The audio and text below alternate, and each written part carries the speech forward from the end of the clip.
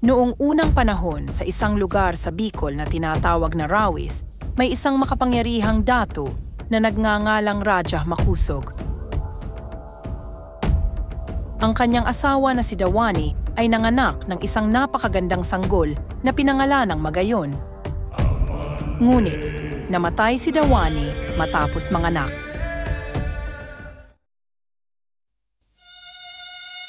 Sa pagdaan ng panahon ay lumaki si Magayon bilang isang napakagandang dalaga.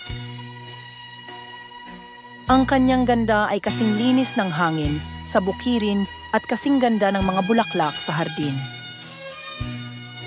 Dahil dito maraming manliligaw ang nagnais na mapangasawa siya. Isa sa mga tagahanga ni Magayon ay si Pagtuga, isang matapang ngunit mayabang na mandirigma. Mapapasakin ka rin, Magayon. Handa siyang gawin ang lahat para makuha ang puso ni Magayon. Ngunit si Magayon ay hindi naaakit kay Pagtuga. Samantala, may isang binatang nagngangalang Ulap, anak ni Dato Kaliraya, mula sa Katagalugan. Narinig niya ang tungkol sa kagandahan ni Magayon kaya nagpunta siya sa Rawis upang makita ito. Sabik na akong makita ang kagandahan ni Magayon. Tara bilisan na natin at palubog na ang araw. Isang umaga nagpaalam si Magayon sa kanyang ama na pupunta sa Ilog Yawa upang maligo.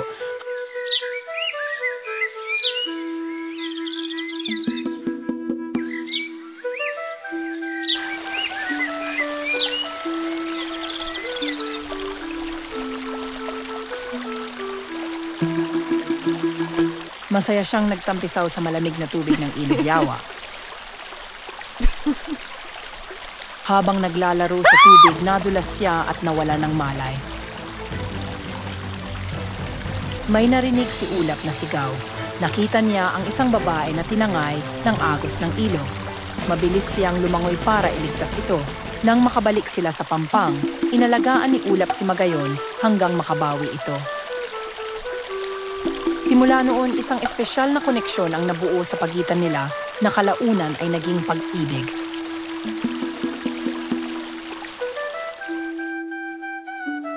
Habang lumilipas ang mga araw, lalong tumibay ang kanilang pag-iibigan, napagpasyahan nilang magpakasal.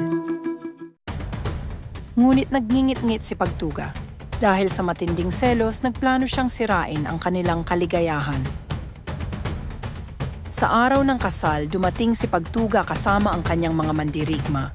Dinukot nila si Raja Makusog at itinali sa isang puno. Sumiklab ang isang matinding labanan sa pagitan ng mga tauhan ni Ulap at mga tauhan ni Pagtuga.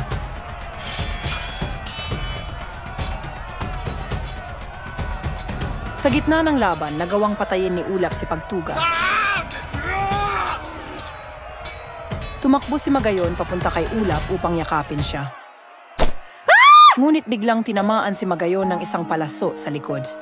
Agad na pinuntahan ni Ulap si Magayon, nagbabaka sakali na maligtas pa niya ito. Ngunit siya rin ay nasaksak mula sa likod ng isa sa mga tauhan ni Pagtuga na nagngangalang Linog.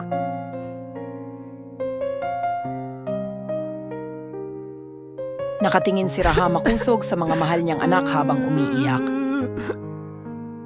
Ipinag-utos niyang ilibing sina Magayon at Ulap na magkayakap bilang simbolo ng kanilang pag-ibig.